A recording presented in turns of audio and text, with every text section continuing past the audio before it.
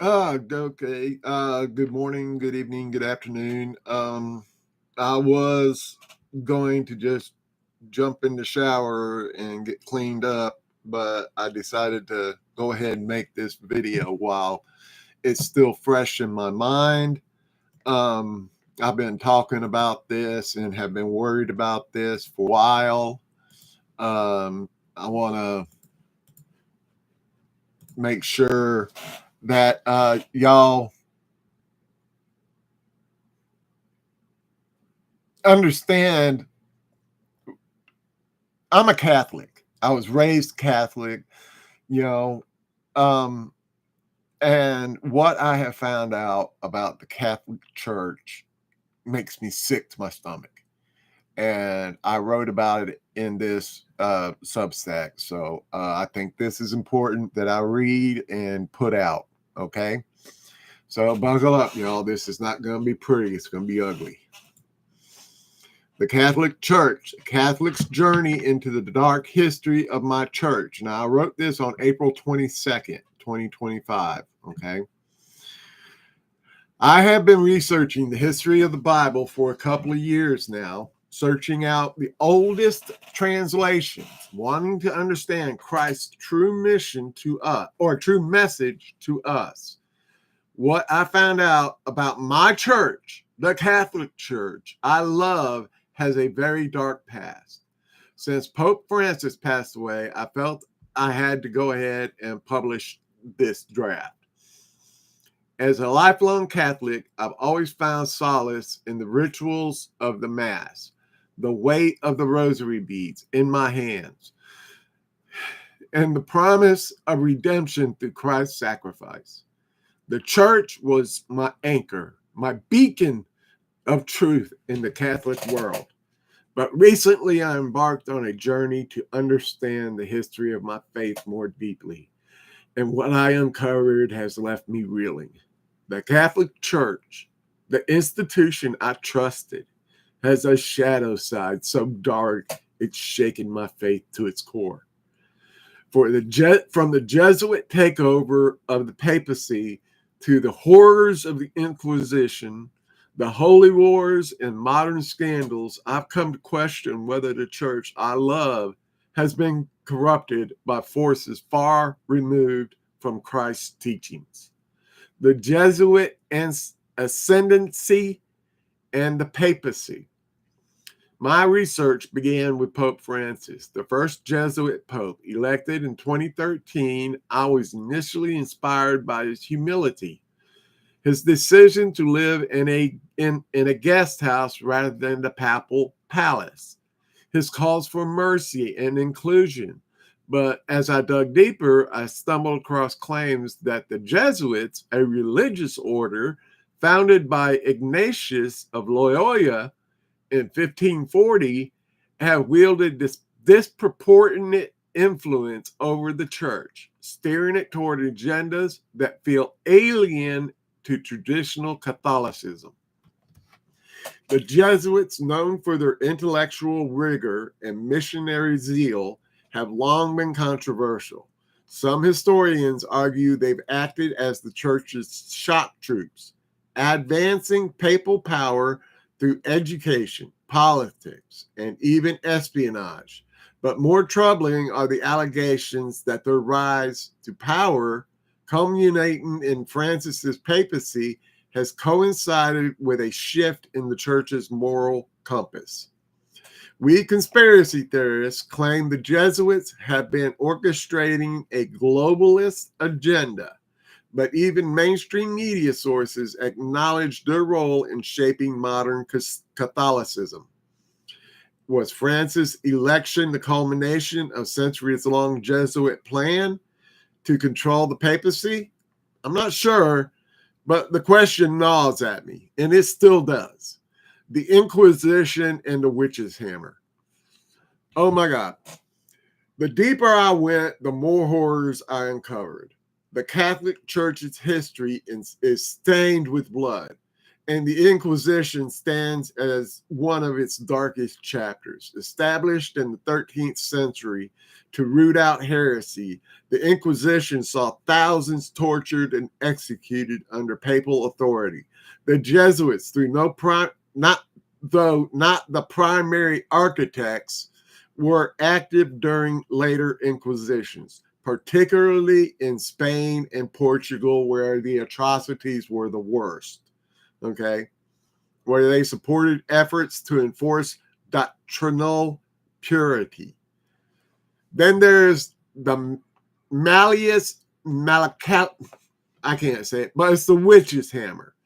All right, it's a book that was written by the Jesuits on how to identify witches. All right, in 1486, text by Dominican friar Heinrich Kramer that became a manual for witch hunts. While not directly Jesuit authored, it was endorsed by church authorities and fueled centuries of persecution, with tens of thousands, if not millions, well, some estimate millions of women were executed as witches. The church's role in this frenzy of violence shocked me. How can an institution founded on Christ's love justify such cruelty? The answer, I fear, lies in power, a dark power that corrupted the church's mission. Okay, the Vatican is was supposed to be Saint Peter, the rock. It's supposed to be founded on him, but it's the Holy Wars and the Crusades. The church's complicity and violence didn't end with the Inquisition. The Crusades, launched by Pope Urban II in 1095, were framed as holy wars to reclaim Jerusalem, but evolved into campaigns of conquest and slaughter. Popes blessed armies, praised salvation to warriors, and turned a blind eye to atrocities. The Fourth Crusade even saw crusaders sacking Christian Constantinople in 1204. It was a betrayal of the faith's core principles. The Jesuits, again, weren't directly involved in the Crusades, but their later missions in the Americas echoed the same imperialist zeal. They established reductions to convert indigenous peoples, often under the shadow of Spanish and Portuguese colonial violence. The church's entanglement with empire left a trail of suffering, and I couldn't help but wonder, was this about spreading the gospel or consolidating power? Altering scripture and the Lord's Prayer. One of the most unsettling discoveries was the claim that the church has altered sacred texts. Some online sources allege, or some online sources allege, the Jesuits, with their scholarly influence, have manipulated scripture to align with their agendas, while hard evidence is scarce. The church has faced criticism for its handling of translations. For instance, in 2017, Pope Francis suggested revising the Lord's Prayer, the prayer Jesus Christ taught his disciples, that prayer, arguing that "lead us not into temptation" could be better translated as "do not let us fall into temptation."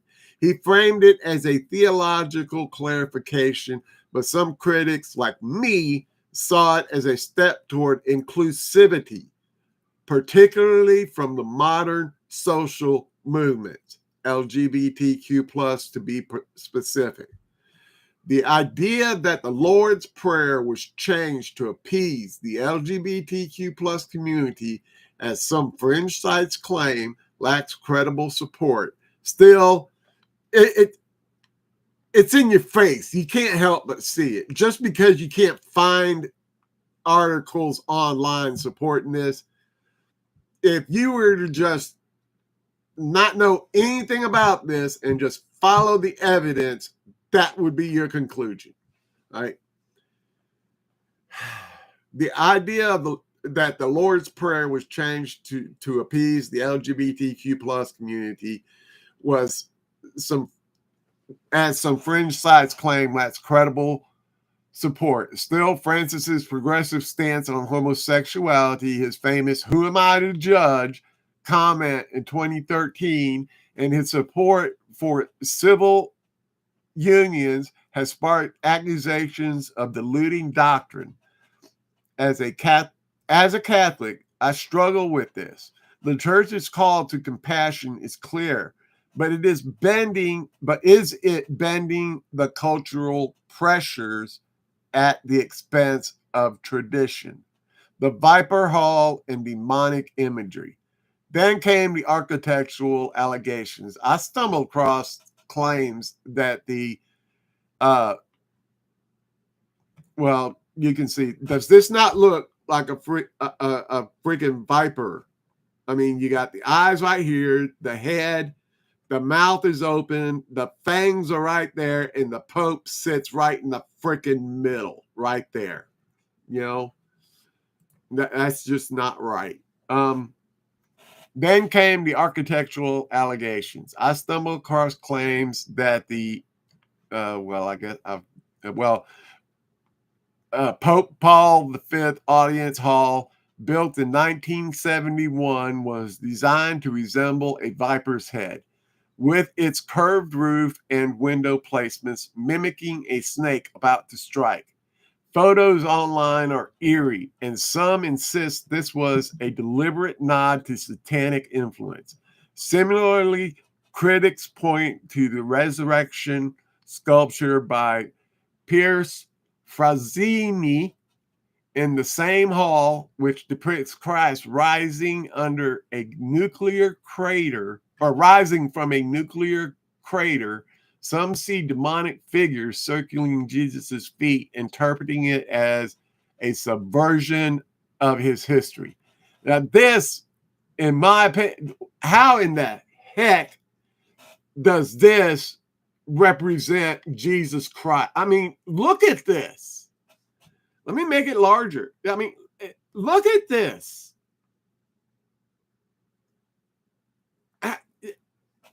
Do you not see demonology here? I mean, God, Lord, come on, y'all. I'm no art critic, but the imagery is unsettling. Could these be coincidences, or is there intent behind them? The church hasn't addressed these claims directly, which only fuels speculation. As someone who once saw the Vatican as a sacred space, this felt like a betrayal of everything I held dear. Now, the child abuse scandals and mass graves, the modern church's scandals hit me hardest. The child abuse crisis, which exploded in the early 2000s, revealed systemic cover-ups by bishops and even popes. Pope Francis called abusive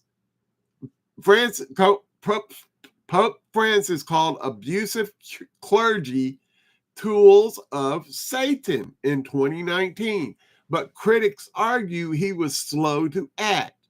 The defrocking of Cardinal Theodore McCarrick in 2019 was a step forward, but it came after decades of ignored warnings. And the only reason why I believe they actually defrocked him was because the evidence was just way too much. And the church was losing way too much money in lawsuits against them from what this cardinal did to little boys. Little boys. Then there are the mass graves. In Canada, unmarked graves of Indigenous children were found near Catholic-run residential schools. Okay, now this also has been found all around the world at many Catholic compounds in schools that they've set up in third world countries and indigenous areas.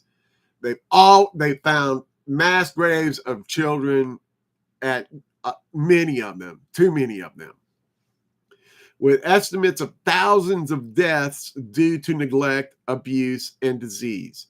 Similar discoveries near church institutions in Ireland and Spain have compounded the horror. How could an institution meant to protect the vulnerable, be complicit in such atrocities? The church apologies feel hollow when the scale of suffering is so vast. Nostradamus, lightning in the last pope. The most chilling part of my research, let me get a drink of coffee real quick.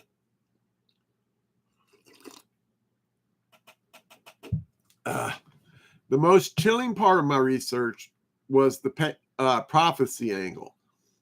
Nostradamus, the 16th century seer, is said to have predicted that the final pope would usher in an era of darkness, with some interpreting his quatrains as pointing to a black pope, a term sometimes linked to the Jesuit superior general.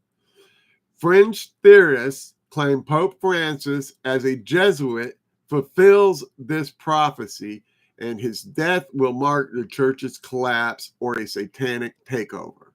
According to the Unease, lightning struck Peter's Basilica in 2013, hours after Pope Benedict the 16th announced his resignation.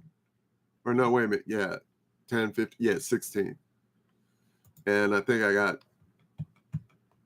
Can y'all see that? No, you can't. Okay, well, never mind. Where am I? Here I am.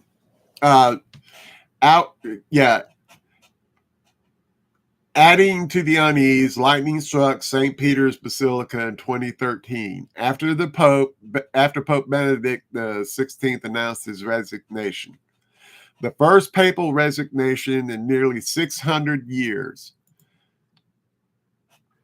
Conspiracy theorists called it a divine omen, and I can't deny that the timing is eerie. Was it a warning? A coincidence? I don't know, but it's hard to shake. Embracing homosexuality in the church's future. Francis's approach to homosexuality has been a lightning rod. I mean, did he even read the Bible?